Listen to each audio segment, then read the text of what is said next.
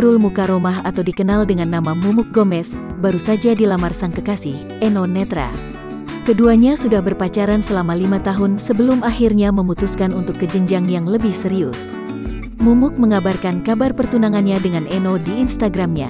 Keduanya menggelar acara lamaran di kampung halaman Mumuk di Kulon Progo, Yogyakarta. Mumuk bahagia karena akhirnya niat baik bersama sang kekasih segera terwujud. Alhamdulillah, niat baik kami berdua sudah disaksikan dan direstui oleh kedua keluarga kami. Walaupun tanpa dekorasi kekinian lamaran yang memang tidak kusuka, walaupun tidak bisa dihadiri banyak kerabat dekat karena pandemi dan berlokasi di Jogja, alhamdulillah acara lamaran hari ini berjalan begitu hangat, lancar, dan senang sekali bisa memperkenalkan keluarga Eno ke keluarga di Jogja. Tulis Mumuk di keterangan fotonya sembari memamerkan cincin.